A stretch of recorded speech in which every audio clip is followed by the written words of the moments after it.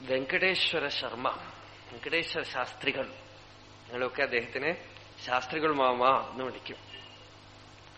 അദ്ദേഹം കൊച്ചിയിലെ മഹാരാജാവിന്റെ സദസ്സിലുള്ള ഒരാളുടെ അടുത്ത് ജ്യോതിഷം പഠിച്ച ഒരു വിദ്വാനാണ്. ജ്യോതിഷം പഠിച്ച് നല്ല തപസ്വി, ഉപാസന ഉണ്ടായിരുന്നു. ഇന്നൊക്കെ ചെട്ടിനാട് സിമെന്റ്സ് എന്ന് കാണുന്നുണ്ടല്ലോ, ആ ചെട്ടിനാട്ടിലായിരുന്നു അദ്ദേഹത്തിന്റെ വാസം. തമിഴ്നാട്ടിൽ ചെട്ടിനാട് എന്ന് പറയുന്ന സ്ഥലം. പക്ഷെ അദ്ദേഹം കൊച്ചിയിൽ വളരെ കാലം ഉണ്ടായിരുന്നു. എവിടെയാ താമസിച്ചതെന്നറിയില്ല. ഇവിടുന്ന് ജ്യോതിഷം പഠിച്ചു. ജ്യോതിഷത്തില് പ്രശ്നം വെക്കുക, പ്രശ്നശാസ്ത്രം, ഇതൊക്കെ തന്നെ ഇൻറ്റ്യൂഷനാണ്. അതിൽ വളരെ പെർഫെക്റ്റ് ആയിരുന്നു അദ്ദേഹം. അതായത് ഈ ശാസ്ത്രങ്ങളൊക്കെ ഒരു തരത്തിൽ പറഞ്ഞാൽ ഒരു തമാശ. ചിലര് പറഞ്ഞാൽ ഫലിക്കും, ചിലര് പറഞ്ഞാൽ ഫലിക്കില്ല. നമ്മൾ എന്ത് വിചാരിക്കും? ജ്യോതിഷം കാരണമാണ് പ്രശ്നം കാരണം. പ്രശ്നവും ജ്യോതിഷവും ഒന്നുമല്ല, അന്തര്യാമിയുടെ ശക്തിയാണ്. ഈ ജ്യോതിഷമൊന്നും ഇല്ലെങ്കിലും യോഗികൾ അതൊക്കെ പറഞ്ഞാൽ ഫലിക്കും. നമ്മളുടെ സത്യത്തിന് എടുത്ത് ആ വസ്തുവിൽ വെച്ചിട്ട് അതിന് സത്യം കൊടുക്കുകയാണ്. ഇവിടുത്തെ തപസ്സിന്റെ പവർ അതിൽ കൊണ്ട് വെച്ചിട്ട് പിന്നെ അത് പറഞ്ഞതുകൊണ്ട് ഫലിച്ചു. നമ്മൾ ആ പറയുന്ന ആള് തന്നെ തെറ്റിദ്ധരിക്കും. ശാസ്ത്രികൾ, അദ്ദേഹം വലിയ പ്രശ്ന നിരീക്ഷകനായിരുന്നു. ഇവിടുന്ന് പിന്നെ കൊച്ചിയിൽ നിന്ന് വിട്ടുപോയി ചെട്ടിനാട്ടിൽ പോയി താമസിച്ചു.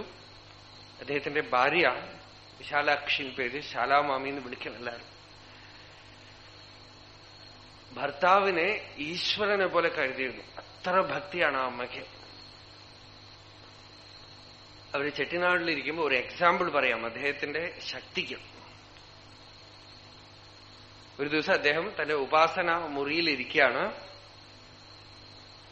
ഭാര്യ വന്നിട്ട് പറഞ്ഞു, வாசல்ல யாரோ வந்திருக்கா அப்படின்னு வந்து சொன்னா. சாலாமாமி வந்து சொல்றா, അമൃത ആരോ വന്നിട്ടുണ്ട്. ഈ പൂജാ റൂമിലിരിക്കുന്ന അദ്ദേഹം, நாகப்ப செட்டியார் வந்திருக்கார், அவரோட கையில இருக்கிற ரத்ன மோதிரம் எங்கேயோ காணாம போயிருக்கு. வீட்டுல இருக்கிற வேலைக்காரன் எல்லாம் போட்டு அடிக்கிறார், அடிக்க வேண்டான்னு சொல்லு. அது எங்கேயுமே போகல. வாழை தோட்டத்துல துணி துவைக்கிற இடத்துல 2 வாழை விலகி நிக்கிறது, அந்த வாழைக்கு கீழே கிடக்கு, எடுத்துக்க சொல்லு. വേലക്കാരിൽ അടിക്കൂടാതെന്ന് ചൊല്ല്. ഇദ്ദേഹം എഴുന്നേറ്റതേ ഇല്ല പൂജാ റൂമെന്ന്. അവിടുന്ന് പറഞ്ഞു, രത്നമോതിരം കാണാനില്ല, ജോലിക്കാരെ അടിക്കുന്നു ഈ നാഗപ്പ ചെട്ടിയാർ. ആ മോതിരം എവിടെയും പോയിട്ടില്ല, വാഴത്തോട്ടത്തിൽ ഒരിടത്ത് കിടപ്പുണ്ട്, എടുത്തോളാൻ പറയും. അന്നത്തെ കാലത്ത് 500 രൂപ കൊടുത്തു അത്രേ ശാസ്ത്രിക്ക്. ഈ വലിയ പണക്കാരൻ അദ്ദേഹം. ശാസ്ത്രി മാമ തന്നെ പിന്നീട് പറയും, അന്ന് 2 രൂപ ഉണ്ടെങ്കിൽ ഒരു മാസം കഴിക്കാം. അപ്പോഴാണ് ഒരാള് 500 രൂപ കൊണ്ടുവന്ന് കൊടുക്കണത്. അങ്ങനെ എത്രയോ കേസുകൾ അദ്ദേഹത്തിന്റെ വളരെ പെർഫെക്റ്റാണ്. പല പ്രഡിക്ഷൻസും പിൽക്കാലത്ത് അദ്ദേഹം അതൊക്കെ നിർത്തിയെങ്കിലും എന്നിട്ടും പല അത്ഭുതങ്ങൾ നടന്നിട്ടുണ്ട്. അദ്ദേഹം പിൽക്കാലത്ത് രമണാശ്രമത്തിൽ ഇരിക്കുമ്പോ ഒരു വെസ്റ്റേൺ ലേഡി, ഒരു സ്ത്രീ വന്നു, അമേരിക്കൻ. വരുമ്പോ അവർക്ക് ഏതോ എയർപോർട്ടിൽ എവിടെയോ വെച്ച് ഈ പെട്ടി, സൂട്ട് കേസൊക്കെ പ്ലെയിനിൽ എയർക്രാഫ്റ്റിൽ ഇട്ടിട്ട് നമ്മള് ചെറിയ ബാഗ് എടുത്തുകൊണ്ടല്ലേ വരിക. അങ്ങനെ വന്ന് എവിടെയോ കുവൈറ്റിൽ ഇറങ്ങി ഇന്ത്യയിലേക്ക് വരുമ്പോ കുവൈറ്റ് എയർപോർട്ടിൽ വെച്ച് ഇവരുടെ പെട്ടി മിസ്സായി. വന്നതേയില്ല, ഇന്ത്യയിലേക്ക് വന്നതേയില്ല. അന്വേഷിക്കാൻ പറഞ്ഞ് കുറെ ആയിട്ട് അവർക്ക് കിട്ടിയില്ല. അവർ ബോംബെന്ന് രമണാശ്രമത്ത് വന്ന് കരഞ്ഞു, എന്റെ എല്ലാ പെട്ടിയിലാണോ ഒക്കെ പോയി. ഇദ്ദേഹം ആശ്രമത്തിലുള്ള ഒരാൾ ശാസ്ത്രികൾ മാമാവിന്റെ അടുത്ത് കൂട്ടിക്കൊണ്ടുപോയി. മാമാ പറഞ്ഞു, അവ പെട്ടി എങ്കിയുമേ പോലെ, அது எங்கேயோ அவ எங்க வச்சாலோ அவ வச்சிருக்கிற ஒரு இடத்துலயே இருக்கு, வந்துடும். ഇങ്ങനെ പറഞ്ഞിട്ടും 1 മാസത്തിനോളം പെട്ടി കിട്ടിയില്ല. പിന്നെയും എയർപോർട്ടിൽ നിന്ന് ലെറ്റർ വന്നു, പെട്ടിയൊന്നും കാണാനില്ല, തെരഞ്ഞിട്ട് കിട്ടിയില്ല. അപ്പൊ ഈ സ്ത്രീ വളരെ ദേഷ്യപ്പെട്ടുകൊണ്ട് ഈ ആശ്രമത്തിലുള്ളവരൊക്കെ ചീത്ത പറഞ്ഞു. ഏതോ ഒരു ബ്രാഹ്മണൻ, അദ്ദേഹം വെറുതെ വാചകം അടിക്കുകയാണ്, പെട്ടി പോയിട്ടില്ല, വരും ഉറപ്പ്. 3-4 പ്രാവശ്യം ചോദിച്ചപ്പോഴും പറഞ്ഞു പെട്ടി അവിടെ തന്നെ ഉണ്ട്, കിട്ടും എന്ന് പറഞ്ഞു. അതൊന്നും എനിക്ക് വിശ്വാസമില്ല. നിങ്ങളൊക്കെ ഈ വളരെ റാഷണൽ ആയിട്ടുള്ള ആളുകള് ഇങ്ങനെയുള്ള വാചകം അടിക്കുന്നവരെയൊക്കെ വിശ്വസിക്കുകയാണെന്നൊക്കെ ചീത്ത പറഞ്ഞവര്. ചീത്ത പറഞ്ഞാൽ അവർക്ക് പെട്ടി കിട്ടിയില്ല. അവർ തിരിച്ചുപോയി. തിരിച്ചു പോകുന്ന വഴിയിൽ വീണ്ടും കുവൈറ്റിൽ ഇറങ്ങിയപ്പോ എയർപോർട്ടിൽ ഇങ്ങനെ വെറുതെ ചുറ്റി ഈ പെട്ടികളൊക്കെ വെക്കുന്ന ഒരു സ്ഥലത്ത് വാതിലിന്റെ അടുത്ത് ഇവരുടെ ബാഗേജ് അതില് മാർക്ക് ചെയ്തിട്ടില്ല. പേപ്പർ വെച്ചാലേ ഇത് ഇന്ന നമ്പറാണെന്ന്, ആ നമ്പർ ഇടാൻ അവർ വിട്ടുപോയിരിക്കുന്നു. ആ ബാഗേജ് അവിടെ തന്നെ ഉണ്ട്. ഇദ്ദേഹം പലവട്ടം പറഞ്ഞു, ഞാൻ പാത്തിണ്ടേ ഇരിക്കാൻ. ആശ്രമത്തിലിരുന്ന് ശാസ്ത്രികൾ മാമ പറഞ്ഞാണ്, ഞാൻ ആ പെട്ടി നോക്കിക്കൊണ്ടേയിരിക്കണു, അത് അവിടെ തന്നെ ഉണ്ട്, ഞാൻ കാണുന്നു എന്നാണ്. അവരില്ല എന്ന് പറഞ്ഞാൽ ഞാൻ എങ്ങനെ സമ്മതിക്കും? ഞാൻ കാണുന്നുവല്ലോ. അത്രയധികം അദ്ദേഹത്തിന് ഈ ഒക്കൾട്ട് പവർ, ഈ സിദ്ധി ഉണ്ടായിരുന്നു. പ്രശ്നത്തിലൊക്കെ ധാരാളം പണം അതിൽ കിട്ടുമായിരുന്നു അദ്ദേഹത്തിന്. ആ സമയത്താണ് അദ്ദേഹം ചെട്ടിനാടിലിരിക്കുമ്പോ രമണ മഹർഷിയെ കുറിച്ച് കേൾക്കുന്നത്. മഹർഷിയുടെ ഒരു ഫോട്ടോ കണ്ടു. പിന്നീട് അദ്ദേഹത്തിന് അറിഞ്ഞു ഒരു ഡിസ്റ്റന്റ് റിലേഷനും ഉണ്ടായിരുന്നു. അങ്ങനെയാണ് അദ്ദേഹം തിരുവണ്ണാമലയിൽ വന്നു, ആശ്രമത്തിൽ വന്ന് താമസിച്ചു. കുറേ ദിവസം നല്ല പണ്ഡിതൻ, മഹാപണ്ഡിതനാണ്. മഹർഷിയുടെ ആ മഹിമ കണ്ടു. ഒരു ദിവസം മലയിൽ ഇങ്ങനെ നടക്കാൻ പോകുമ്പോ മഹർഷിയോട് ചോദിച്ചു, ഞാൻ ജ്യോതിഷിയാണ്, എന്റെ അഭിപ്രായത്തിൽ ജ്യോതിഷശാസ്ത്രം വളരെ പെർഫെക്റ്റാണ്, പ്രശ്നത്തില് almost to the perfection prediction നടത്താനുള്ള ശക്തി എനിക്കുണ്ട്, ആ ജ്യോതിഷശാസ്ത്രം പെർഫെക്റ്റ് അല്ലേ എന്ന് ചോദിച്ചു അദ്ദേഹം. അപ്പൊ മഹർഷി അദ്ദേഹത്തിനോട് പറഞ്ഞു, ശാസ്ത്രം അറിയുന്നത് കൊണ്ട് ഒരു മന്ത്രം പറഞ്ഞു, ബ്രഹ്മവിദ്യ സർവവിദ്യ പ്രതിഷ്ഠ. ബ്രഹ്മവിദ്യ എല്ലാ വിദ്യകളെയും തന്റെ ഉള്ളിൽ അടക്കുന്നു. എന്നുവെച്ചാൽ സ്വയം അകമേക്കുള്ള ബോധത്തിന്റെ ശക്തിയെ എടുത്ത് പ്രശ്നത്തിൽ വെച്ചാൽ പ്രശ്നം സത്യമാവും. ബോധത്തിന്റെ ശക്തിയെ ജ്യോതിഷത്തിൽ വെച്ചാൽ ജ്യോതിഷം സത്യമാവും.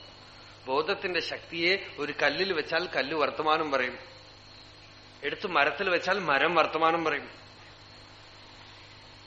ഏത് വസ്തുവിനോടും ഇവിടുത്തെ സത്യത്തിനെ എടുത്ത് വെച്ചിട്ട് വേണം അതിനെ സത്യമാക്കാൻ.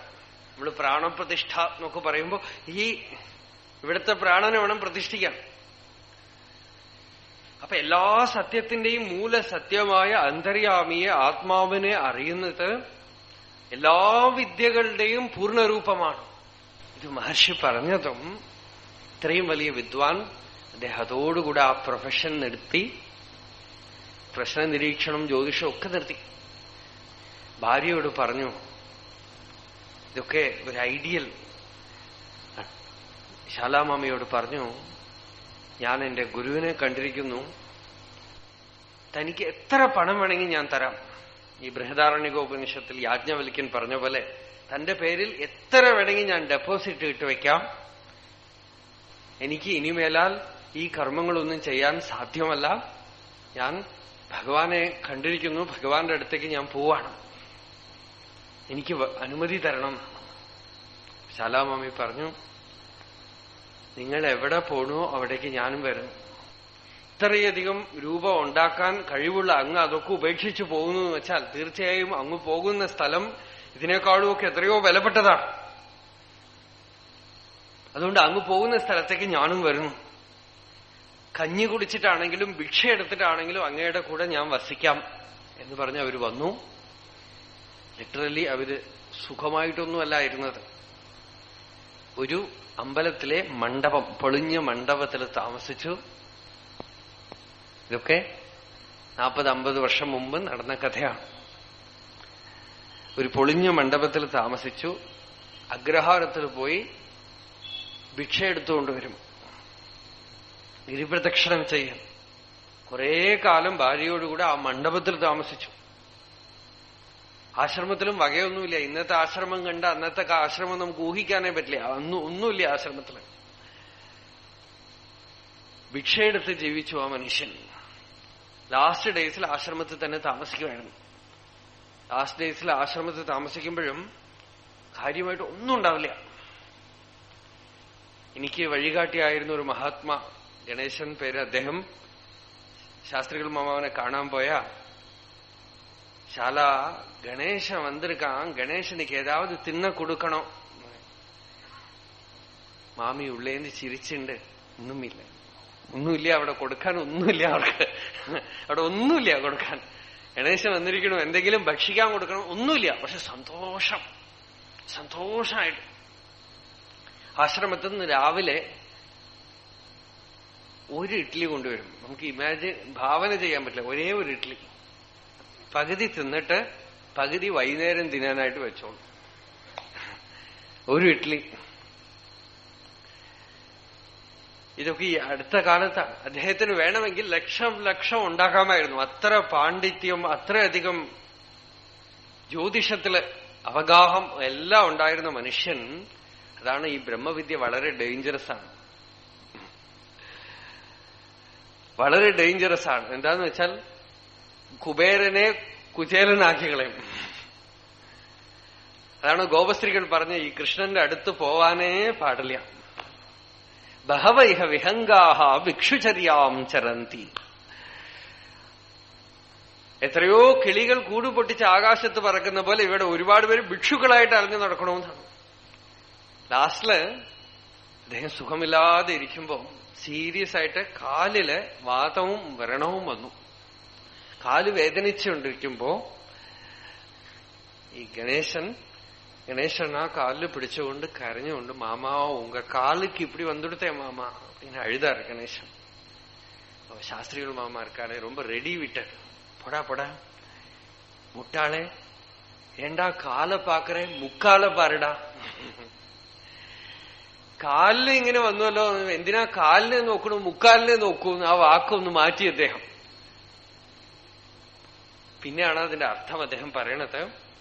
കാലിന്ന് വെച്ചാൽ ഈ കാലിനെ എന്തിനു നോക്കണു, മുക്കാലിനെ നോക്കുന്നു വെച്ചാൽ ശരീരത്തിന്റെ ബാക്കിയുള്ള ഭാഗങ്ങളെയൊക്കെ നോക്കൂന്ന് അർത്ഥമല്ല. നമ്മളുടെ ശരീരം തന്നെ നമ്മളുടെ അനുഭൂതി മണ്ഡലത്തിന്റെ ഒരു കാൽഭാഗമേ ഉള്ളൂ. ആ കാൽഭാഗത്തിനെ നോക്കിക്കൊണ്ടേയിരുന്നാൽ ആ മുക്കാലിനെ നമ്മൾ ശ്രദ്ധിക്കുകയില്ല. ആ മുക്കാൽ എന്താ? സ്വരൂപം, സെൽഫ്. സ്വരൂപത്തിനെ ശ്രദ്ധിക്കുകയാണെങ്കിൽ, മുക്കാലിനെ ശ്രദ്ധിച്ചാൽ ഈ കാലില്ലാതായിട്ട് തീരും. അതിനറിയില്ല. അതിൽ എന്ത് വേദന ഉണ്ടെങ്കിലും വിഷമം ഉണ്ടെങ്കിലും കഷ്ടങ്ങളുണ്ടെങ്കിലും അറിയില്ല. പക്ഷെ ഈ കാൽഭാഗത്തിലേ ശ്രദ്ധിച്ചുകൊണ്ടിരുന്നാൽ ആ മുക്കാൽ നമ്മൾ ശ്രദ്ധിക്കുകയില്ല. ലാസ്റ്റിൽ ആ മരണസമയത്ത് ഈ ഭക്തൻ തന്നെ ചോദിച്ചു, നിങ്ങൾ എങ്ങനെ ഇരിക്കണമെന്ന് ചോദിച്ചു. ലിറ്ററലി ഈ ചോദ്യം ഒരുപാട് പേരോട് ചോദിച്ചിട്ടുണ്ട് മരിക്കണ സമയത്ത്. ഈ ജ്ഞാനസ്ഥിതിയിൽ ഇരിക്കുന്നത് ശാരീരികമായിട്ട് പുറമേക്ക് നോക്കിയാൽ അവർ വളരെ വിഷമിക്കുന്നതായിട്ട് നമുക്ക് തോന്നും. അനേക വിധത്തില് കഷ്ടങ്ങള്. ആ സ്ഥിതിയില് നിങ്ങൾ എങ്ങനെ ഇരിക്കണു എന്ന് ചോദിച്ചപ്പോ, ആനന്ദമായിട്ട് ഇരിക്കണു എന്ന് പറഞ്ഞുകൊണ്ട് ആ മഹാത്മാ ശരീരം ഉപേക്ഷിച്ചു. ആ ആനന്ദം എവിടുന്ന് വരണു? ആ പൂർണ്ണത്വം എവിടുന്ന് വരണു?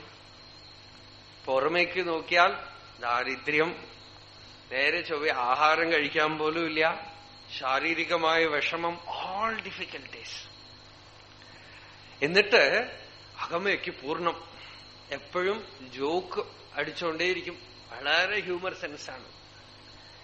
உள்ள ஏறி வரானா, மாமா வாங்கோ அப்படின்னு கூப்பிட்டு அவர் வந்துட்டு போவார். ஏன் மாமா போற? நீ தானே வா கோ, கோங்கிறது அதுலயே இருக்கே. எல்லாத்துக்கும் அவரே ஆனந்தமா. அந்த ஆனந்தம் எல்லாம் ரொம்ப சுகமா, நிறைய பணத்தை வச்சுட்டு ஆனந்தம் இல்லை, நிறைய சாப்பாடு வச்சுட்டு ஆனந்தம் இல்லை. ஆனா அந்த ஞான நிலையில இருந்துட்டு இருக்கிற ஆனந்தம், ஸ்வரூபத்துல இருந்துட்டானா, அந்த மனசு ஸ்வரூபத்துல போயிட்டுத்தானா ஆனந்தம் தான். மனசு சரீரத்திலையும் வெளி விஷயங்களையும் கவனத்திலேயே இருந்துட்டானா எந்த குபேரனுக்கும் ஆனந்தமா இருக்க முடியாது. ലോകത്തിലെ ഏറ്റവും പണക്കാരായിട്ടുള്ള ആളുകളെ അവരോടും പോയി ചോദിച്ചു നോക്കൂ, ആനന്ദമായിട്ടുണ്ടോ എന്ന് ചോദിച്ചു നോക്കൂ, എങ്ങനെയുണ്ടോന്ന് ചോദിച്ചു നോക്കൂ. ഒരാളും പറയില്ല. അവർക്ക് കൂടുതൽ കൂടുതൽ പ്രശ്നങ്ങളാണ്. സൊസൈറ്റിയിൽ മേലെ പോകുന്തോറും കൂടുതൽ പ്രശ്നങ്ങളാണ്.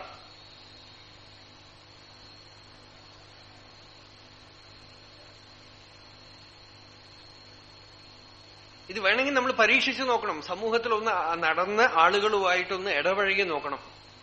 നമ്മളുടെ ഭ്രമമൊക്കെ തീരും. അല്ലെങ്കിൽ ദരിദ്രനായിട്ടുള്ളവന് പണക്കാരനെ കണ്ടാ മോഹം, പണക്കാരന് ദരിദ്രനെ കാണുമ്പോൾ ഇവനെ പോലെ ഉറങ്ങാൻ പറ്റണില്ലല്ലോ എന്ന് നോക്കും, അസൂയ. പഠിച്ചവന് പഠിക്കാത്തവനെ കണ്ടാൽ എനിക്ക് പഠിപ്പില്ലല്ലോ എന്ന് വിഷമം. പഠിച്ചവന് ഇവനെ പോലെ ഞാൻ സുഖമായിട്ടില്ലല്ലോ, വേണ്ടാത്തതൊക്കെ തലയിൽ കയറ്റിയല്ലോ എന്നുള്ള വിഷമം. എല്ലായിടത്തും ഇംപെർഫെക്ഷനാണ്. പെർഫെക്ഷൻ എവിടെ കാണും? പെർഫെക്ഷൻ ഒരിക്കലും ദൃശ്യപദാർത്ഥങ്ങളിൽ ഒരിടത്തും കാണാൻ ഒക്കുകയേയില്ല. പൂർണ്ണത വേണോ? പൂർണ്ണത ഇപ്പോ ഇവിടെ ഉണ്ട്. ഇവിടെ സ്വരൂപത്തിൽ, ആത്മാവിൽ ഞാൻ ഉണ്ട് എന്നുള്ള അനുഭവം ശ്രദ്ധിച്ചാൽ അത് പൂർണ്ണമാണ്. ആർക്കും അതിൽ അപൂർണതയേ ഇല്ല. ശരീരത്തിൽ അപൂർണതയുണ്ട്, മനസ്സിൽ അപൂർണതയുണ്ട്. അഹം അഹം അഹം എന്ന ആ അനുഭവത്തിനെ നമ്മൾ ശ്രദ്ധിച്ചാൽ കാണാം. It is integral experience, singular experience. അതില് രണ്ടുണ്ടാവാനേ പറ്റില്ല, സ്പ്ലിറ്റ് ഉണ്ടാവാനേ പറ്റില്ല. അവിടെ പൂർണ്ണമാണ്. അത് പൂർണ്ണതയാണ്. അത് ഭഗവത് സ്വരൂപമാണ്. എങ്ങനെ അപൂർണമാവൂ? അത് ശ്രദ്ധ അവിടെയാണെങ്കിൽ പൂർണ്ണത ഇവിടെ ഉണ്ട്. ശ്രദ്ധ ബാക്കിയുള്ള പദാർത്ഥങ്ങളിലൊക്കെ ആണെങ്കിൽ പൂർണ്ണത വരികയേയില്ല. அதனால்தான் குழக்கட்டை உண்டாக்குறது. அதுக்குள்ள பூர்ணத்தை வைக்கிறோம். நமக்குள்ள இப்படிதான் பூர்ணம் இருக்குன்னு காட்டுறதுக்கு தான் அதுக்குள்ள பூர்ணம். மோதகத்துக்குள்ள பூர்ணத்தை வைக்கிறது ஏன்னா நமக்குள்ளேயும் இந்த சரீரம்ங்கிற ஒரு உப்புமாவை போட்டு வெளியில வச்சு உள்ள பூர்ணத்தை வச்சுட்டு இருக்கோம். அந்த பூர்ணம் நமக்குள்ள இருக்கு. அந்த பூர்ணத்துல கவனம் போயிடுத்தானா அபூர்ணம் இல்லை. ஆனா அபூர்ணத்துல பூர்ணமாக்க பார்த்தோம்னா பூர்ணமே ஆகாது. அபூர்ணமா தான் இருக்கும். ആ ശ്രദ്ധ നമ്മുടെ സ്വരൂപത്തിൽ പോയാൽ, ശ്രദ്ധ അവിടെ പോകുന്നതിന് പേരാണ് ബ്രഹ്മവിദ്യ. അതിന് ഒരു സഹായം വേണം ലോകത്തിൽ. എന്താ സഹായം എന്ന് വെച്ചാൽ നമ്മളുടെ എംഫസിസ്, നമ്മളുടെ ലക്ഷ്യം സത്യത്തിലാവണം.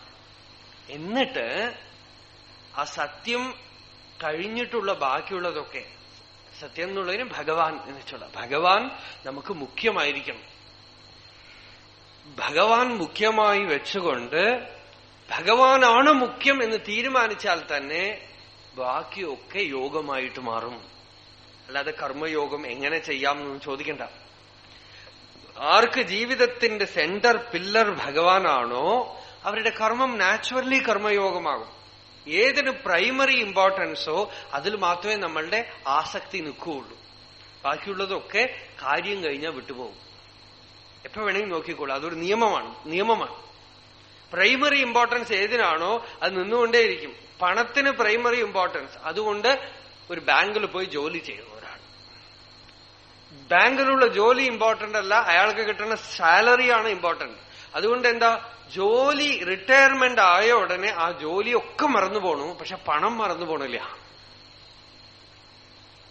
അത് കഴിഞ്ഞാലും മാസാമാസം പെൻഷൻ വാങ്ങിക്കാനും അത് കൂടുണ്ടോ കുറയുണ്ടോ നോക്കാനും അത് വേറെ വല്ല വഴിക്ക് കിട്ടുമോ നോക്കാനും പണത്തിൽ ശ്രദ്ധയുണ്ട്. പക്ഷെ ഈ ജോലി മുഴുവൻ മറന്നുപോയി. എന്താ, അത് സെക്കൻഡറി ആണ്.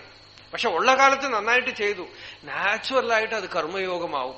ഈ കർമ്മയോഗത്തിന്റെ സീക്രട്ട് നമുക്ക് ജീവിതത്തിൽ തന്നെ ഏതിന് പ്രൈമറി ഇമ്പോർട്ടൻസ് കൊടുക്കണോ അതിൽ ശ്രദ്ധ നിൽക്കും. സെക്കൻഡറി ഇമ്പോർട്ടൻസ് കൊടുക്കുന്നതൊക്കെ വിട്ടുപോകും. അപ്പൊ ഭഗവാൻ കർമ്മയോഗത്തിനെ നമുക്ക് ശിക്ഷിക്കുന്നത് തന്നെ വ്യവസായാത്മിക ബുദ്ധി എന്നുള്ളത് ആദ്യം പറഞ്ഞിട്ടാണ്.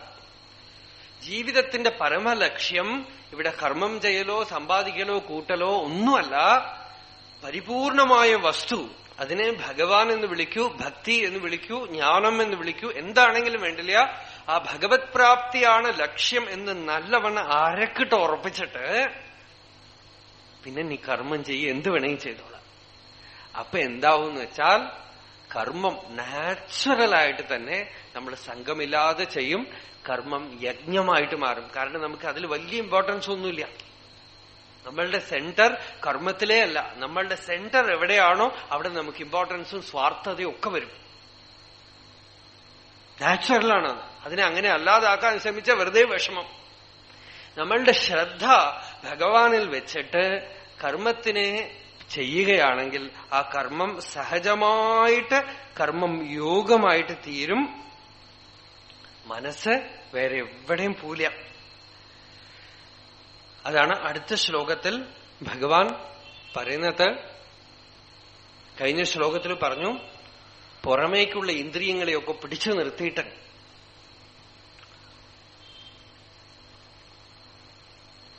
ബലമായി പിടിച്ചു നിർത്തിയാലും അകമയ്ക്ക് മനസ്സ് വിഷയങ്ങളെ ചിന്തിച്ചുകൊണ്ടേയിരിക്കും. കാരണം നമുക്ക് ജീവിതത്തിന്റെ നമുക്ക് നേടാനുള്ളത് ഈ സുഖങ്ങളൊക്കെയാണെന്ന് നമ്മൾ ബുദ്ധിയിൽ തീരുമാനിച്ചു കഴിഞ്ഞാൽ ആ സുഖങ്ങളുടെ പുറകെ മനസ്സ് പോയിക്കൊണ്ടേയിരിക്കും.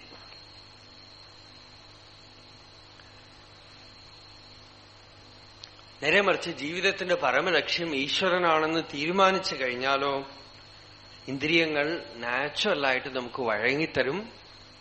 അതാണ് മനസ്സുകൊണ്ട് ഇന്ദ്രിയങ്ങളെ നിയമനം ചെയ്യൽ എന്ന് ഭഗവാൻ പറയുന്നത്. അടുത്ത ശ്ലോകം നോക്കാം. യസ്ത്വിന്ദ്രിയാണി മനസാ നിയമ്യാരഭതേർജുന കർമ്മേന്ദ്രിയൈഃ കർമ്മയോഗം അസക്തഃ സ വിശിഷ്യതേ. കഴിഞ്ഞ ശ്ലോകം കൊണ്ട് ഇന്ദ്രിയങ്ങളെയൊക്കെ പുറമേക്ക് അടക്കിയിട്ട് അകമേക്ക് ചിന്തിക്കുന്നവനേക്കാളും പുറമേക്ക് ഇന്ദ്രിയങ്ങളെയൊക്കെ വ്യാപരിക്കുമ്പോഴും അകമേക്ക് വാസനാമയമായി അതിനെ ഇന്ദ്രിയ വിഷയങ്ങളെ ചിന്തിക്കാതെ ഇന്ദ്രിയാണി മനസാ നിയമ്യ കർമ്മേന്ദ്രിയൈഃ കർമ്മയോഗം, കർമ്മേന്ദ്രിയങ്ങൾ കൊണ്ട്, കർമ്മേന്ദ്രിയം എന്ന് വെച്ചാൽ ജ്ഞാനേന്ദ്രിയൊക്കെ അടക്കം ഇവിടെ നിരന്തരം ആര് പ്രവൃത്തി ചെയ്യുന്നുവോ സ വിശിഷ്യത, അവൻ ശ്രേഷ്ഠനാണെന്നാണ്. ആദ്യം ചോദിച്ചല്ലോ, പ്രവൃത്തി ചെയ്യുന്നവനാണോ പ്രവൃത്തി ചെയ്യാത്തവനാണോ എന്ന് ഭഗവാൻ. അതിനുള്ള ഉത്തരമാണ് ഇവിടെ പറയുന്നത്.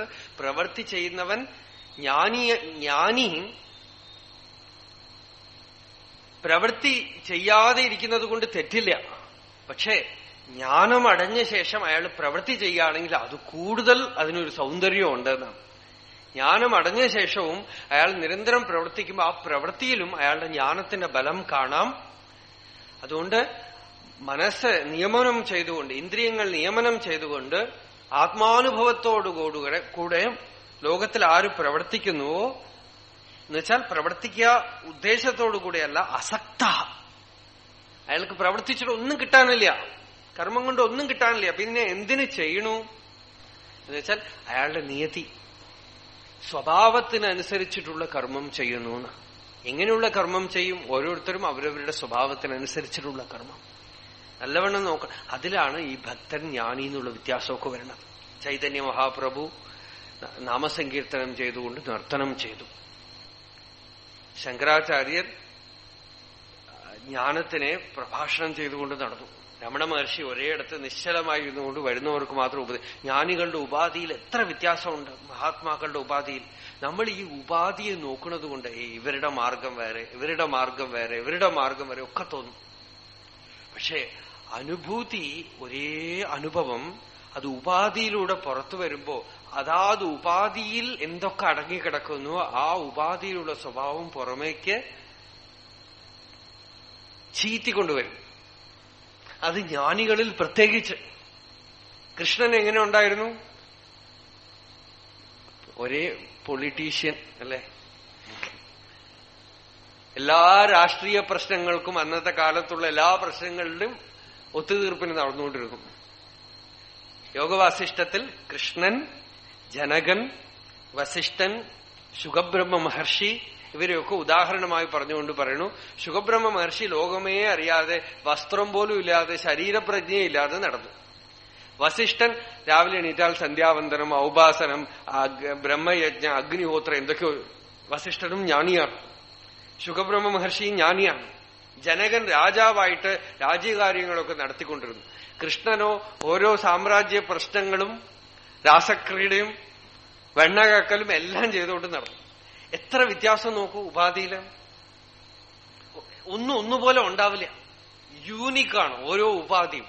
അതെവിടുന്ന് വന്നു? ആ ഉപാധിയുടെ സ്വഭാവമാണ്.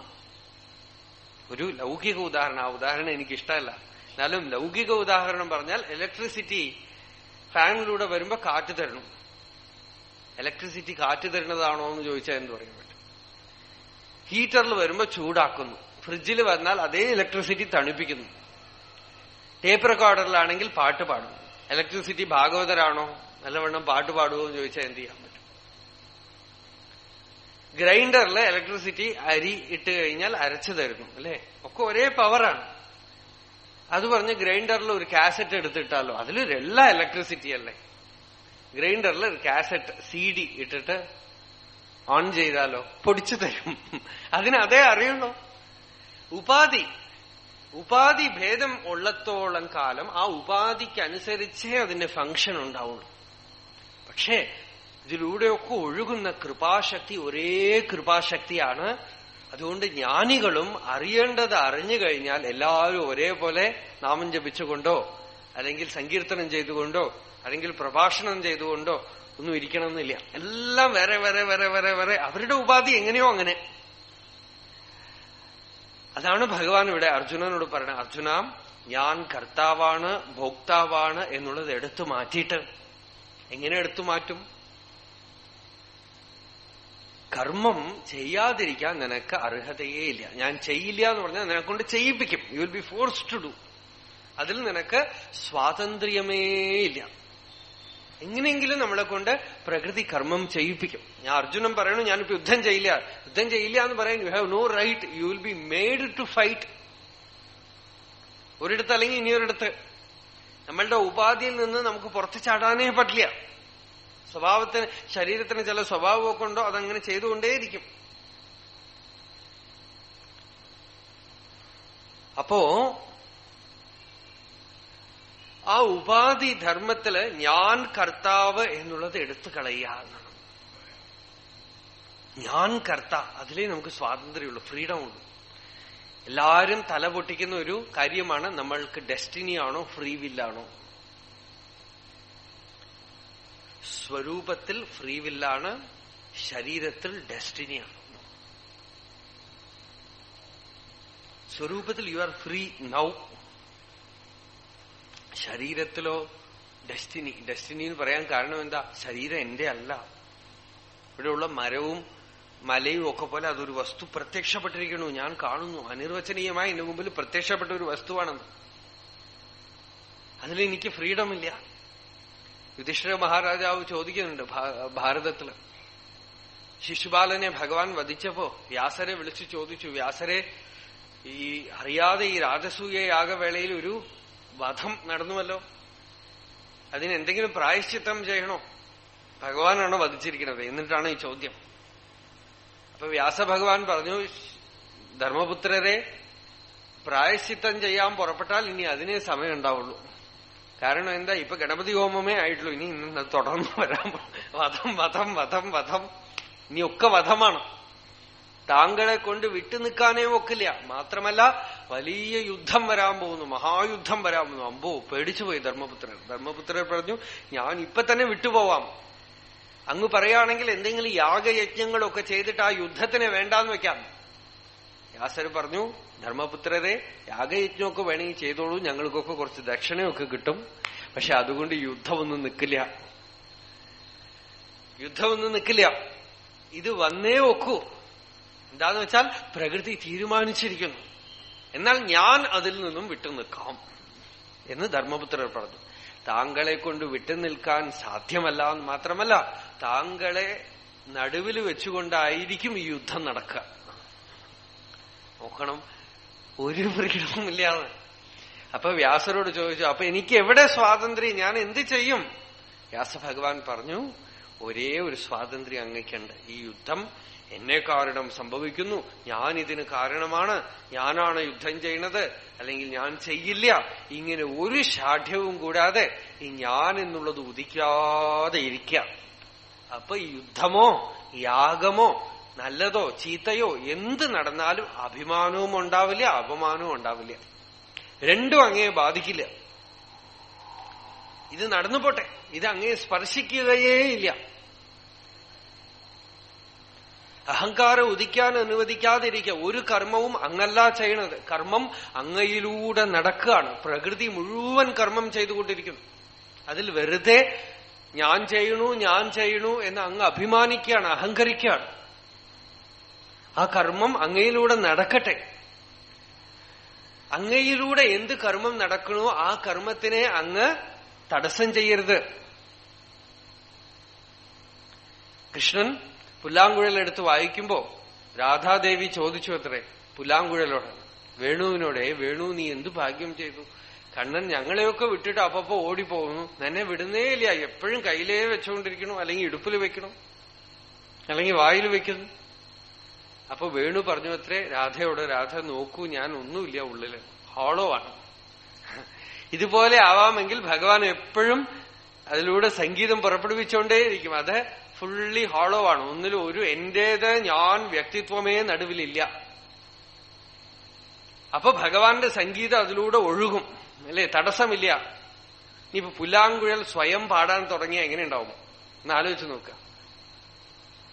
കച്ചേരിക്ക് ഒരാൾ ഇരിക്കുമ്പോ നല്ല വേണ്ട ഹംസധ്വനി രാഗ ആലാപിച്ച് വാ താപി തുടങ്ങണമെന്നും ഇരിക്കുമ്പോ അത് സിനിമാ പാട്ട് പാടിയാൽ അയാൾ അപ്പ അടിച്ചു പൊട്ടിക്കും. പുല്ലാങ്കുഴൽ സ്വാതന്ത്ര്യമുണ്ടോ പുല്ലാങ്കുഴലിന് പാടാൻ സ്വയം വേണുവിന്? അതിന്റെ സ്വഭാവം എന്താ? വേണു വാദനം ചെയ്യുമ്പോ വേണുഗാനം അതിലൂടെ വരണം, അല്ലെ? അതിൽ വേറൊരു ശബ്ദം വരാൻ പാടില്ല. ഓരോ ശരീരത്തിനെയും അതിന്റെ സിസ്റ്റം തന്നെ ഭഗവാൻ ഒരു രീതിയിൽ വെച്ചിരിക്കുന്നു. അതിന് സ്വഭാവനിയതം എന്ന് ഭഗവാൻ തന്നെ ഗീതയിൽ പറയുന്ന പേര്. സ്വഭാവനിയതി അനുസരിച്ച് ഓരോ ശരീരവും പ്രവർത്തിക്കുന്നു. ആ കർമ്മം ഞാൻ ചെയ്യില്ല എന്ന് പറയാൻ ഒരാൾക്കും അധികാരമില്ല. At the same time you should not get blocked there. നോക്കണം, ചിലര് അവിടെ പോയി ബ്ലോക്കായി നിൽക്കും.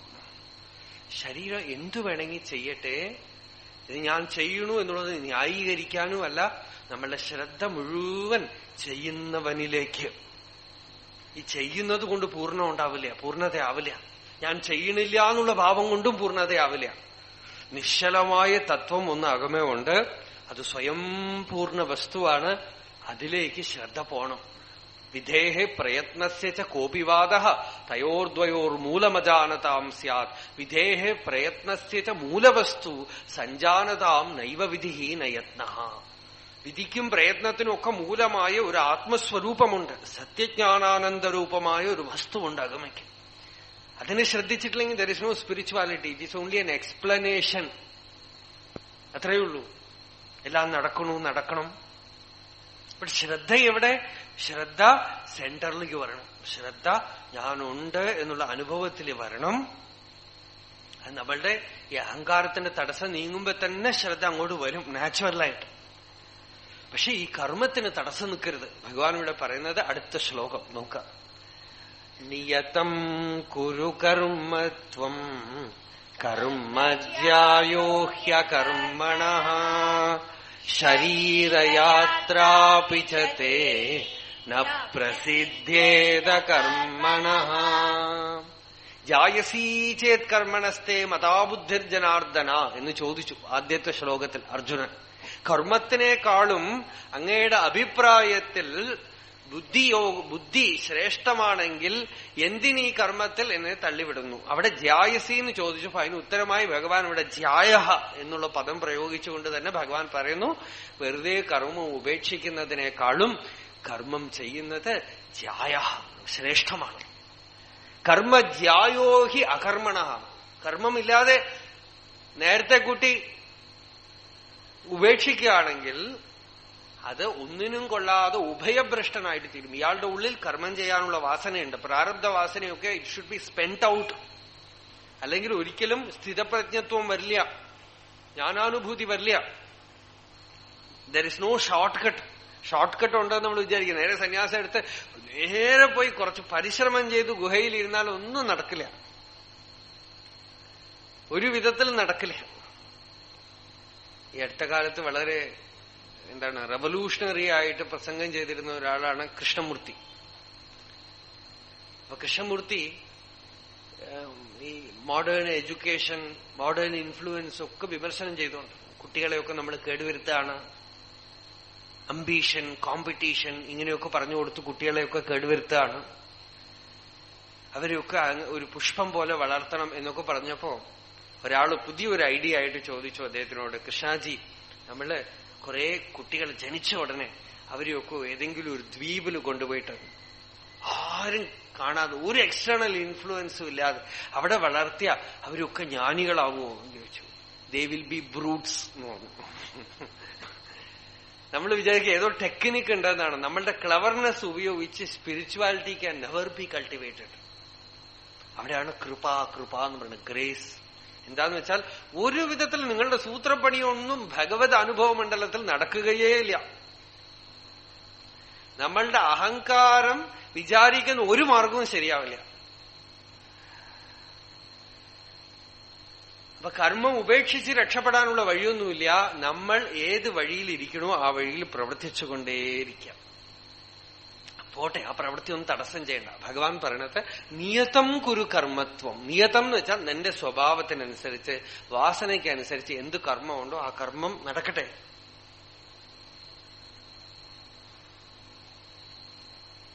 അതിന് തടസ്സം ചെയ്യരുത്. കർമ്മജ്യായോ ഹി അകർമ്മണ. എന്തെങ്കിലുമൊക്കെ ചെയ്യുന്നുണ്ടല്ലോ അല്ലേ, അത് നല്ലതാ. It is going out. പക്ഷെ അസക്തമാണെങ്കിൽ മുഴുവൻ പുറത്തുപോയി ഇനി ഒന്നും പുതിയതുണ്ടാവില്ല. പക്ഷെ നമ്മൾ ആസക്തിയോടുകൂടെ ചെയ്യുകയാണെങ്കിലോ പുറത്തു പോകും തോറും അകത്തേക്ക് വന്നുകൊണ്ടിരിക്കും. ആ ഒരു ഡോർ അടയ്ക്കാൻ വേണ്ടിയാണ് രാഗദ്വേഷ വിയുക്തൈസ്തു എന്ന് കഴിഞ്ഞ അധ്യായത്തിൽ പറഞ്ഞു. അറ്റാച്ച്മെന്റും അവേർഷനും ഇല്ലാതെ, ഞാൻ കർത്താവാണ് ഞാൻ ഭോക്താവാണെന്നുള്ളത് ഇല്ലാതെ, ഞാൻ ചെയ്യണു എന്നുള്ള ഭാവമില്ലാതെ നമ്മളിലൂടെ പ്രവൃത്തികൾ നടക്കുകയാണെങ്കിൽ ആ കർമ്മം നല്ലതാണ്. അത് എന്ത് കർമ്മമാവട്ടെ, നല്ല കർമ്മമോ ചീത്ത കർമ്മമോ ഒന്നും സെഗ്രിഗേഷനേ വേണ്ട, നടക്കണമല്ലോ അല്ലേ. എന്നിലൂടെ എന്തോ വന്നുകൊണ്ടിരിക്കണം. എന്നിൽ എന്ത് സംഭവിക്കണോ അത് സംഭവിക്കേണ്ടതാണ്. വാസന പ്രാരബ്ധം എന്തോ നടക്കുന്നു, അത് മാറ്റിമറിക്കാൻ പറ്റില്ല.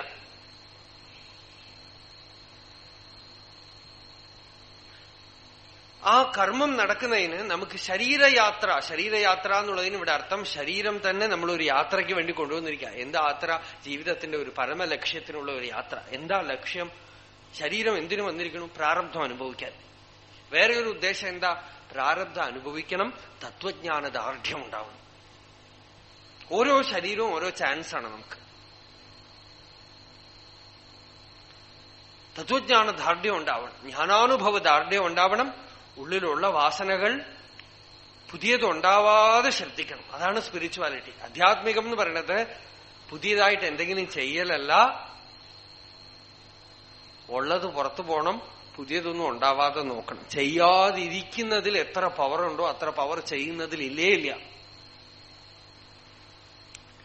നല്ലത് ചെയ്യുന്നതിനേക്കാളും ചീത്ത ചെയ്യാതിരി വളരെ ശക്തിയുണ്ട്.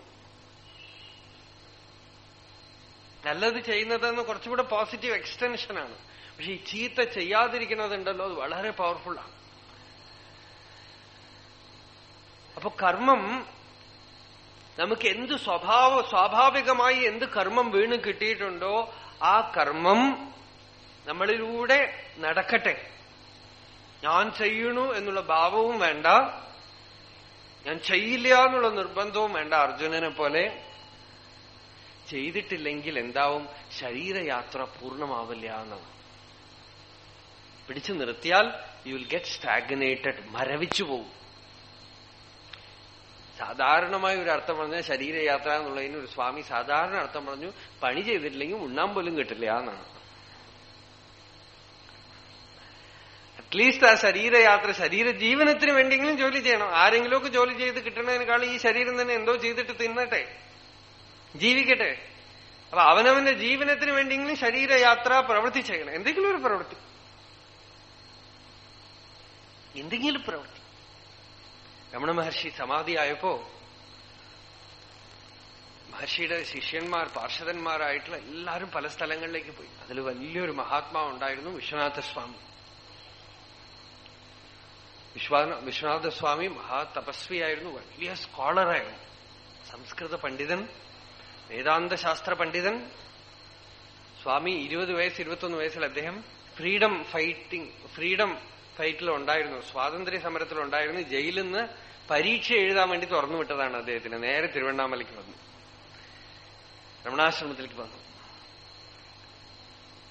അദ്ദേഹത്തിന്റെ അച്ഛൻ മഹർഷിയുടെ ഒരു കസിനാണ്. അദ്ദേഹത്തിന്റെ അച്ഛന് അനാഥക്കുട്ടിയായിരുന്നു. എന്നുവെച്ചാൽ അച്ഛനും അമ്മയും മരിച്ചു പോയിട്ട് മഹർഷിയുടെ അമ്മയാണ് വളർത്തിയത്, വിശ്വനാഥ സ്വാമിയുടെ അച്ഛനെ. അപ്പോ അഴകമ്മാൾ ഗർഭിണിയായപ്പോ, രമണ മഹർഷിയുടെ അമ്മ ഗർഭിണിയായപ്പോ അഴകമ്മാൾ വിചാരിച്ചു അത്രേ ആദ്യത്തെ കുട്ടി മകനായിട്ട് ജനിച്ചു, ഇത് മകളായിട്ട് ജനിച്ചാൽ വിശ്വനാഥ സ്വാമിയുടെ അച്ഛൻ രാമസ്വാമി അദ്ദേഹത്തിന് വിവാഹം കഴിച്ചു കൊടുക്കണം എന്ന് വിചാരിച്ചതാണ്. അപ്പോ മഹർഷിയെ പ്രസവിക്കുമ്പോ ഈ പ്രസവം നോക്കാനായിട്ട് വന്ന സ്ത്രീ, അവർക്ക് കണ്ണ് കാണില്ല, അന്ധയാണ്. പക്ഷെ അതിൽ വളരെ കഴിവുണ്ട്. കണ്ണ് കാണില്ലെങ്കിലും ഈ പ്രസവം നോക്കും അവരോടാണ് തൊട്ടു നോക്കിയിട്ടേ അറിയാൻ പറ്റൂ. അവരോട് ചോദിച്ചു ആൺകുട്ടിയോ പെൺകുട്ടിയോ. ആൺകുട്ടി എന്ന് പറഞ്ഞപ്പോ വാസ്തവത്തിൽ സങ്കടം തോന്നിയത്രേ അഴകമ്മാൾക്ക്. ആൺകുട്ടിയാണ് ജനിച്ചത്.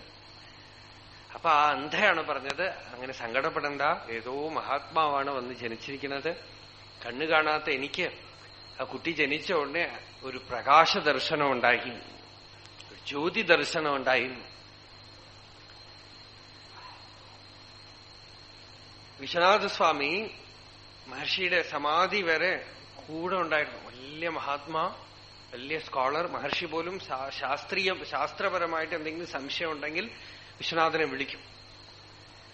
മഹർഷി സമാധിയായ ശേഷം ഇവരൊക്കെ എവിടെ പോയിന്നേ അറിയില്ല. ഈ പറഞ്ഞ ഗണേശന ആനന്ദാശ്രമം കാഞ്ഞങ്ങാട്ടിൽ വന്നപ്പോ മാതാജി കൃഷ്ണാബായി വിളിച്ചിട്ട് പറഞ്ഞു, ഗണേശ, നിന്റെ ഡ്യൂട്ടി, ധർമ്മം, രമണ മഹർഷിയുടെ കൂടെ ഉണ്ടായിരുന്ന പാർഷദന്മാരൊക്കെ എവിടെയുണ്ടോ അവരെയൊക്കെ കണ്ടുപിടിച്ച് തിരിച്ചു കൊണ്ടുവന്ന് രമണാശ്രമത്തിൽ കൊണ്ടുവന്ന് ഇരുത്തണം. അവർ ഓരോരുത്തരും ഓരോ പർവ്വതമാണ്, തപസ്സിന്റെ പർവ്വതമാണ് എന്ന് പറഞ്ഞു വാക്ക് വാങ്ങിച്ചു.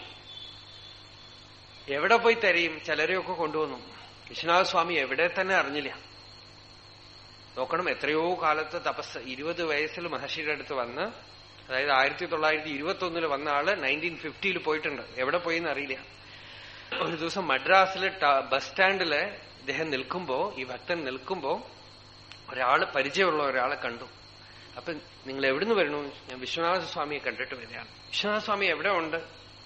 ഇവിടെ അടുത്തൊരു അദ്ദേഹത്തിന്റെ ഏട്ടന്റെ ബന്ധുവിന്റെ ഒരു വീട്ടിലുണ്ട്. ആ ബന്ധുവിന്റെ വീട്ടിൽ ചെല്ലുമ്പോ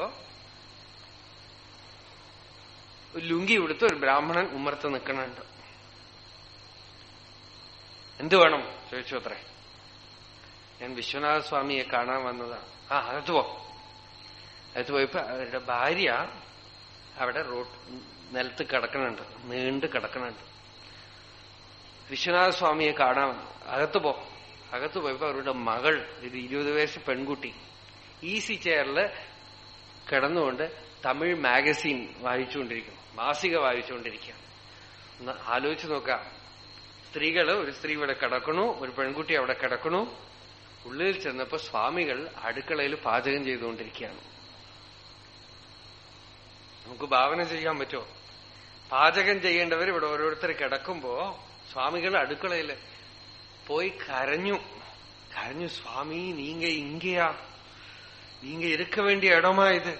போடா கணேஷா, இந்த உடம்பு இருக்கணும்னா ஏதோ சாப்பாடு வேணா, அது இங்க கிடைக்கிறது. അദ്ദേഹം മഹാപണ്ഡിതനാണ്, ജ്ഞാനിയാണ്, അനുഭൂതിമാണ്, നൈഷ്ഠിക ബ്രഹ്മചാരി, മഹാതപസ്വി. അദ്ദേഹത്തിന് വേണമെങ്കിൽ കാഷായം എടുത്ത് ഒരു സന്യാസി വേഷം കെട്ടി എവിടെയെങ്കിലുമൊക്കെ ഇരിക്കായിരുന്നു. ഞങ്ങളൊക്കെ സ്വാമി സ്വാമി എന്ന് വിളിക്കുന്നല്ലാതെ അവരാരും ബാഹ്യ സന്യാസമൊന്നും എടുത്തില്ല, പുറമേക്ക് കാഷായമൊന്നും എടുത്തില്ല. ഭിക്ഷ എടുത്തു, എന്നാലും കാഷായം എടുത്തില്ല, പേര് മാറ്റിയില്ല. ആരും അറിയാതെ ബന്ധുക്കളുടെ ആരുടെയോ വീട്ടിൽ അടുക്കളപ്പണിക്കാരനായിട്ട് പോയി ഇരിക്കുക. എന്താ ഉദ്ദേശം എന്ന് വെച്ചാൽ ശരീര നിർവഹണത്തിന് എന്തെങ്കിലുമൊക്കെ വേണം, അതിന് എന്തെങ്കിലുമൊക്കെ പ്രവൃത്തി ചെയ്ത് കിട്ടി ചോറ് ഒരു നേരം കിട്ടിയാൽ കഴിക്കാം.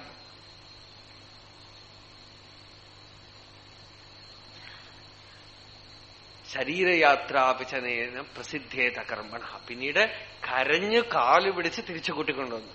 പിന്നെ അദ്ദേഹം മൗണ്ടൻ പാത്ത് എഡിറ്ററായിട്ടും കുറച്ച് സഹായമൊക്കെ ചെയ്തു. വലിയ മഹാപുരുഷൻ. വളരെ കാലം രമണാശ്രമത്തിൽ പിന്നീട് ഉണ്ടായിരുന്നു. എന്തിനു പറയണമെന്ന് വെച്ചാൽ കർമ്മത്തിന് അത്രയേ അവരൊക്കെ ഇമ്പോർട്ടൻസ് കൊടുത്തുള്ളൂ. കർമ്മം എന്തിനാ? ശരീരയാത്ര നമ്മളൊക്കെ കർമ്മത്തിൽ പ്രൈഡിനെ കൊണ്ടുവച്ചിരിക്കുക, വാനിറ്റി, അഭിമാനത്തിനെയൊക്കെ കൊണ്ടുവച്ചിരിക്കുകയാണ്. എനിക്ക് ഈ കർമ്മം പോരാ, എല്ലാ സുഖസാമഗ്രികളും കൊടുത്താൽ എനിക്ക് വേണ്ടത്ര റെക്കഗ്നിഷൻ ഇല്ല, എന്റെ അറിവിനനുസരിച്ചിട്ടുള്ള ശമ്പളമില്ല, എന്തൊക്കെയോ പറഞ്ഞ് അതിന്നൊക്കെയാണോ നമുക്ക് സുഖം? അന്തരംഗത്തിലാണ്. ഈ പുറമേക്ക് ചെയ്യുന്ന ജോലിയൊക്കെ ഉണ്ണണം, ഉറങ്ങണം, basic necessities should be fulfilled, അതിനേ ഉള്ളൂ ഈ പുറമേക്കുള്ള കാര്യങ്ങളൊക്കെ. അതിന് നീ കർമ്മം ചെയ്യണം. എങ്ങനെ ചെയ്യണം? നിയതം കുരു കർമ്മത്വം. നിനക്ക് സ്വാഭാവികമായി എന്ത് ചെയ്യണോ ചെയ്തുകൊണ്ടേയിരിക്കൂ. അതിൽ ഫലം കിട്ടിയാൽ കിട്ടട്ടെ, ധാരാളം കിട്ടണ്ടോ കിട്ടട്ടെ, കിട്ടിയിട്ടില്ലേ വേണ്ട, ഒന്നും വേണ്ടെന്നും പറയണ, എനിക്കിത്ര വേണമെന്നും പറയണ്ട, നടന്നുകൊണ്ടേയിരിക്കട്ടെ. Let action take place in physical plane. It will neither disturb you nor will it help you spiritually. നമ്മള് ഒന്നിൽ അത് ഡിസ്റ്റർബൻസ് ആണെന്ന് വിചാരിക്കും, അല്ലെങ്കിൽ കർമ്മം കൊണ്ട് ഞാനൊക്കെ നേടിയെടുക്കും. രണ്ടും സാധ്യമല്ല. കർമ്മം നമ്മളെ പൂർണ്ണമാക്കുകയും, അതുകൊണ്ടാണ് ഭഗവാൻ കഴിഞ്ഞ അധ്യായത്തിൽ പറഞ്ഞ സമുദ്രത്തിൽ എത്ര നദി പോയി വീണോട്ട് സമുദ്രത്തിനെ ഫ്ലഡ് ഉണ്ടാക്കൂല, സമുദ്രം വറ്റിപ്പോകൂല. അപൂര്യമാണ് അചലപ്രതിഷ്ഠം സമുദ്രമാപ പ്രവിശന്തിയത്. കർമ്മം ചെയ്തുകൊണ്ടേയിരിക്കും. നിയതം കുരു കർമ്മത്വം കർമ്മജ്യായോ ഹി അകർമ്മണ. എന്തിനു കർമ്മം ചെയ്യണം? ശരീരയാത്രാഭിജതേന പ്രസിദ്ധേത് അകർമ്മണ. ശരീരയാത്ര, ശരീരത്തിന്റെ സാധാരണ നിർവഹണം പോലും നടക്കില്ല എന്നൊരർത്ഥം. മറ്റൊരർത്ഥം എന്താന്ന് വെച്ചാൽ, ശരീരത്തിൽ നമ്മൾ ശരീരം എടുത്തിരിക്കുന്നത് തന്നെ പ്രാരബ്ധക്ഷയത്തിനാണ്. ആ പ്രാരബ്ധം ക്ഷയിക്കണമെങ്കിൽ കർമ്മം ചെയ്തിട്ടില്ലെങ്കിൽ പ്രാരബ്ധം ക്ഷയിക്കില്ല. പ്രാരബ്ധം ക്ഷയിച്ചു എന്നുള്ളതിന് എന്താ തെളിവ് എന്ന് വെച്ചാൽ, 6ാമത്തെ അധ്യായത്തിൽ ഭഗവാൻ പറയുന്നുണ്ട്, കർമ്മം ചെയ്യാനുള്ള അർജുമില്ല. നിശ്ചലമായി ചുമ്മാ ഇരുന്നാൽ മനസ്സ് ചലിച്ച് അങ്ങോട്ടും ഇങ്ങോട്ടും ഓടണമില്ല. ഉള്ളില് സഹജമായി സ്വരൂപ സ്ഫൂർത്തി ഉണ്ടാവുന്നു എന്ന് വെച്ചാൽ ഉള്ളിലുള്ള ചാത്താന്മാരൊക്കെ പോയി കഴിഞ്ഞു എന്നർത്ഥം. ഉള്ളില് വാസനകളൊക്കെ ഒഴിഞ്ഞു കഴിഞ്ഞു, ഉള്ളില് നിർവൃത്തി. അപ്പോ ഇനി അയാൾ പോയി കർമ്മമൊന്നും ചെയ്യണ്ട. ഇനി അയാൾ ചെയ്യുന്നത് കൊണ്ട് ഒന്നും നേടാനില്ല, അയാൾക്ക് ചെയ്യാൻ സാധിക്കൂല. ഒരു സ്റ്റേജിന് മേലെ കർമ്മം അവരെ വിട്ടുപോകുന്നു. അവർ കർമ്മം ഉപേക്ഷിക്കലല്ല, കർമ്മം അവരെ വിട്ടുപോകുന്നു. അതുവരെ വൊളിഷൻ, വിത്ത് വൊളിഷൻ, വോളണ്ടറി ആയിട്ട് പരിശ്രമത്തോടുകൂടെ നിശ്ചയം ചെയ്തുകൊണ്ട്, അഹങ്കാരം കൊണ്ട് ഞാൻ ചെയ്യില്ല, ഞാൻ ചെയ്യും എന്നൊന്നും പറഞ്ഞ് കുഴപ്പമുണ്ടാക്കണ്ട എന്നാണ്. നടക്കുകയാണെങ്കിൽ നടക്കട്ടെ, നടക്കണ വേറെ നടക്കട്ടെ, എന്തൊക്കെ നടക്കണോ നടക്കട്ടെ. കർമ്മം തടസ്സമേ അല്ല. ആധ്യാത്മികത്തിന്, ആത്മധ്യാനത്തിന് കർമ്മവുമായിട്ട് ഒരു ബന്ധവുമില്ല. അത് നടന്നുകൊണ്ടേയിരിക്കട്ടെ. ശരീരത്തിൽ നിയതം കുരു കർമ്മത്വം കർമ്മജ്യായോ ഹി അകർമ്മണ ശരീരയാത്രാപിച്ചതേന പ്രസിദ്ധേത് അകർമ്മണ. അപ്പൊ കർമ്മം എങ്ങനെ ചെയ്യണം? ഞങ്ങളിപ്പൊ ചെയ്യണ്ടല്ലോ അതുപോലെ ചെയ്താൽ മതിയോ? ചെറിയൊരു മാറ്റം വരുത്തിക്കൊള്ളാം. അല്ലെങ്കിൽ എന്താവെന്ന് വെച്ചാൽ, ഈ കർമ്മം കൂടുതൽ കൂടുതൽ കർമ്മത്തിനെ കൊണ്ടുവരും, ആസക്തി ഉണ്ടാക്കി ബന്ധിപ്പിക്കും. അങ്ങനെ ബന്ധിപ്പിക്കാതിരിക്കണമെങ്കിൽ കർമ്മത്തിനെ യജ്ഞമാക്കി മാറ്റണം. യജ്ഞമാക്കി മാറ്റാതെ കർമ്മം ചെയ്താൽ ആ കർമ്മം ബന്ധകാരകമാണ്. യജ്ഞമായിട്ട് ഏതൊക്കെ കർമ്മം ചെയ്യപ്പെടുന്നുണ്ടോ ആ കർമ്മമൊക്കെ നമ്മളെ സ്വതന്ത്രമാക്കും. യജ്ഞം എന്നുള്ള പദത്തിന് ഇവിടെ അർത്ഥം കർത്തൃത്വമില്ലാതെ ചെയ്യപ്പെടുന്ന എന്ത് കർമ്മവും യജ്ഞമാണ്. ഇന്നലെ പറഞ്ഞല്ലോ, ഞാൻ ഊണ് കഴിക്കണമെന്നുള്ള ഭാവമില്ലാതെ ഊണ് കഴിച്ചാൽ ആ ഊണ് പ്രസാദമായിട്ട് തീരും. ഞാൻ കൊടുക്കണമെന്ന് ഭാവമില്ലാതെ കൊടുത്തു കഴിഞ്ഞാൽ ആ ദാനം യജ്ഞമായിട്ട് തീരും. ഞാൻ ജപിക്കുന്നു എന്നുള്ള ഭാവമില്ലെങ്കിൽ ജപം യജ്ഞമായിട്ട് തീരും. എന്തിലും ഈ അഹംകർത്ത എന്നുള്ള ഭാവം ഇല്ലെങ്കിൽ യജ്ഞമായിട്ട് തീരും. അല്ലാതെ അഗ്നികാര്യം മാത്രമാണ് യജ്ഞം നടത്തുമില്ല. അഗ്നികാര്യം പോലും അത് ഞാൻ ചെയ്യണു, എനിക്ക് കിട്ടണം എന്നുണ്ടെങ്കിൽ അത് യജ്ഞമല്ല, അത് യജ്ഞമല്ല. അപ്പൊ യജ്ഞപദത്തിന് യജ് എന്നുള്ള ധാതുവിന് തന്നെ ടു സാക്രിഫൈസ് എന്നാണ് അർത്ഥം. ഇല്ല, എന്തിനെ സാക്രിഫൈസ് ചെയ്യുക? തന്നെ ഇല്ലാതാക്കുക. ആത്മയാജി, തന്നെ ഇല്ലാതാക്കുക. അങ്ങനെയുള്ള യജ്ഞത്തിനെ വാഴ്ത്തിക്കൊണ്ടാണ് ഭഗവാൻ ഇനി വരുന്ന ശ്ലോകങ്ങളൊക്കെ പറയുന്നത്. അടുത്ത ശ്ലോകം വായിച്ചു നിർത്താം. യജ്ഞാർത്ഥാത് കർമ്മണോന്യത്ര ലോകോയം കർമ്മബന്ധനഃ തദർത്ഥം കർമ്മ കൗന്ദേയ മുക്തസംഗഃ സമാചര. യജ്ഞാർത്ഥാത് കർമ്മണ, യജ്ഞത്തിനായിക്കൊണ്ട് കർമ്മം ചെയ്യണം. ഋഷികൾ നമ്മളുടെ ജീവിത സമ്പ്രദായത്തിനെ തന്നെ അങ്ങനെയാണോ ഉണ്ടാക്കി തന്നത്. ഒരു ഗൃഹസ്ഥന്റെ ജീവിതം പ്രത്യേകിച്ച് മുഴുവൻ യജ്ഞമാക്കി തീർക്കാനായിട്ടുള്ള പരിഭാഗത്തിലാണ് ഉണ്ടാക്കി വെച്ചിരിക്കുന്നത്. എല്ലാം ലോകമംഗളത്തിനായി. നമുക്ക് വേണ്ടി ചെയ്തിട്ടില്ലെങ്കിൽ ഒക്കെ യജ്ഞമായി. എനിക്ക് വേണ്ടി എന്ന് വെച്ചാലോ സ്വാർത്ഥമായി. ചെറിയ ചെറിയ കാര്യം പോലും യജ്ഞം. ഇതിനർത്ഥം പറയുമ്പോൾ ഒരു മഹാത്മാ അർത്ഥം പറഞ്ഞു, ഓരോ മൂവ്മെന്റിലും യജ്ഞവുമുണ്ട്, സ്വാർത്ഥതയുണ്ട്. ഇപ്പൊ നമ്മളുടെ വീട്ടിൽ ആരെങ്കിലും വരുമ്പോ വരൂ ഇരിക്കൂ എന്ന് പറയുമ്പോ ആ വാക്ക് ചിലപ്പോ സ്വാർത്ഥതയെന്ന് വരും, ചിലപ്പോ നിസ്വാർത്ഥതയെന്ന് വരും. അതായത് അവര് എന്നെ കുറിച്ച് നല്ല അഭിപ്രായം പറയണം, ഞാൻ എത്ര നല്ലവനാണെന്ന് പറയണം എന്ന് ഉള്ള ഒരു അഹങ്കാര സ്ഫൂർത്തി ഉണ്ടായാൽ തന്നെ അത് ഭോഗമായി കഴിഞ്ഞു. നമ്മൾ അതിനെ ഭുജിച്ചു കഴിഞ്ഞു. നാച്ചുറലായിട്ട് വിത്ത് പ്രിയത്തോടുകൂടെ, പ്രേമത്തോടുകൂടെ, അവരുടെ ഹിതഭാവത്തോടുകൂടെ വരൂ ഇരിക്കൂ എന്ന് പറഞ്ഞാൽ യജ്ഞമായി. ഈ ചെറിയ കർമ്മം മുതൽ കൊണ്ട് യജ്ഞവുമുണ്ട്, സ്വാർത്ഥതയുമുണ്ട്. എവിടെ കാരുണ്യമുണ്ടോ, എവിടെ പ്രിയമുണ്ടോ അവിടെ യജ്ഞം നാച്ചുറലാണ്. എവിടെ സ്വാർത്ഥതയുണ്ടോ, സുഖഭാവനയുണ്ടോ അവിടെ യജ്ഞം പറ്റില്ല. അപ്പൊ യജ്ഞത്തിന്റെ ഹൃദയം തന്നെ പ്രേമമാണ്, പ്രിയമാണ്. പ്രിയം എവിടെ ഉണ്ടോ, ഒരു അമ്മയ്ക്ക് കുഞ്ഞിനോട് പ്രിയം ഉണ്ടെങ്കിൽ ഈ കുഞ്ഞ് ചിലപ്പോ അമ്മയെ അടിച്ചാലും അമ്മ കുഞ്ഞിന് വേണ്ടതൊക്കെ ചെയ്യും. കുഞ്ഞ് അമ്മയെ ചീത്ത പറഞ്ഞാൽ അപ്പൊ അവിടെ എന്താ, കുഞ്ഞിന്റെ ഹിതം മാത്രമേ ഉള്ളൂ, തന്റെ ഹിതമേ ഇല്ല. അതേ ഭാവം പ്രവൃത്തി മണ്ഡലത്തിൽ വരികയാണെങ്കിൽ പ്രവൃത്തികളൊക്കെ നാച്ചുറലായിട്ട് യജ്ഞമാവും. അങ്ങനെയുള്ള യജ്ഞം ഒരിക്കലും ആരെയും ബന്ധിക്കില്ല, അത് ദുഃഖമേ ആവില്ല. ഒരമ്മയും കുട്ടി ഒരുപക്ഷെ അമ്മയെ നോക്കിയിട്ടില്ലെങ്കിലും വാർദ്ധക്യകാലത്ത് ഞാൻ അവന് വേണ്ടി പാല് കൊടുത്തു, അവന് ഊണ് കൊടുത്തു, അവനെ കുളിപ്പിച്ചു, എന്നിട്ട് എന്നെ ഇങ്ങനെ ഉപേക്ഷിച്ചുവല്ലോ എന്ന് ഒരമ്മയും പറയില്ല. അവൻ എവിടെയോ ഇരിക്കട്ടെ സന്തോഷമായിട്ട്. എന്താന്ന് വെച്ചാൽ പ്രിയം ഉണ്ടായിരുന്നത് കൊണ്ട് എക്സ്പെക്ടേഷൻ വരണേയില്ല. എക്സ്പെക്ടേഷൻ വരാൻ പാടില്ല, കർമ്മം ചെയ്യണമെന്ന് വെച്ചാൽ ശരിയാവില്ല. പ്രിയം ഉണ്ടാവും. പ്രിയം ഉണ്ടെങ്കിൽ അതിൽ എക്സ്പെക്ടേഷൻ നാച്ചുറലായിട്ട് വരണില്ല, പ്രതീക്ഷയെ വരണില്ല. ആ കർമ്മം യജ്ഞമായിട്ട് മാറുന്നു. അങ്ങനെയുള്ള യജ്ഞം അല്ലാതെ ചെയ്യുന്ന കർമ്മമൊക്കെ ഉണ്ടല്ലോ, അന്യത്ര കർമ്മണ കർമ്മബന്ധന, നമ്മളൊക്കെ ബന്ധിതരാവും. അതുകൊണ്ട് തദർത്ഥം കർമ്മ കൗന്ദേയ മുക്തസംഗ സമാചര, യജ്ഞത്തിനായിക്കൊണ്ട് ഹേ കൗന്ദേയ സംഘമില്ലാതെ മുക്തസംഗനായിട്ട്, എന്ന് വെച്ചാലോ ഞാൻ ചെയ്യണമെന്നുള്ള ഭാവവും പാടില്ല, ഈ കർമ്മത്തിന്റെ ഫലം എനിക്ക് കിട്ടണം എന്നുള്ളതുമില്ല. ഭഗവാന്റെ കയ്യിൽ ഒരു യന്ത്രം എന്ന ഭാവത്തോടെ പ്രവൃത്തി നടന്നുകൊണ്ടേയിരിക്കുകയാണെങ്കിൽ അത് യജ്ഞമാവും. അങ്ങനെയുള്ള യജ്ഞം നമ്മളെ സ്വതന്ത്രരാക്കിക്കൊണ്ടേയിരിക്കും. ഓരോ കർമ്മം കഴിയുമ്പോഴും we will feel more and more relax. കൂടുതൽ കൂടുതൽ കൂടുതൽ നമ്മളുടെ ഉള്ളിൽ എനർജി റിലീസാവും. നെഗറ്റീവായിട്ടുള്ളതൊക്കെ നമ്മളെ വിട്ടുപോകും. ശാന്തി നിറഞ്ഞുകൊണ്ടേയിരിക്കും. ഹൃദയ സരസില് ശാന്തി, നിശ്ചലത, അനുഭൂതി തീർത്ഥം, ആനന്ദത്തിന്റെ അനുഭവം, നിശ്ചലത, കുളിർമ, ശീതളത, അന്തശീതളത, അകമയ്ക്ക് തളം കെട്ടി നിൽക്കും. അനുഭൂതി നിറഞ്ഞു വരും. ആ അനുഭവം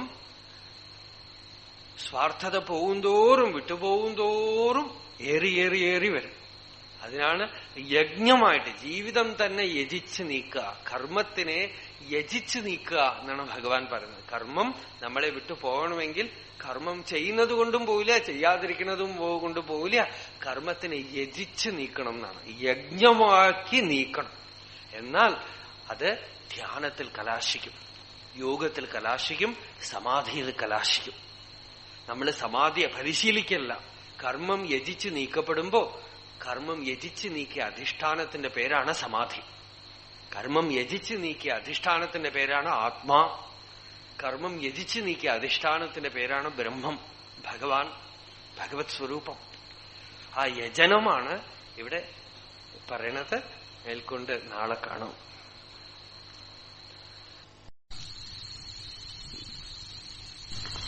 സർവേപി സുഖിനഃ സന്തു സർവേ സന്തു നിരാമയാഃ സർവേ ഭദ്രാണി പശ്യന്തു മാ കശ്ചിത് ദുഃഖഭാഗ് ഭവേത് യതോ മമാത്മാ ഭവസി ത്വമേവ തതോ ന വാച്യം മമ കിഞ്ചിദസ്തി യഥാ തവേഷ്ടം കുരു മാം തഥൈവ ത്വാം ആത്മനാഥം രമണം ഭജാമി.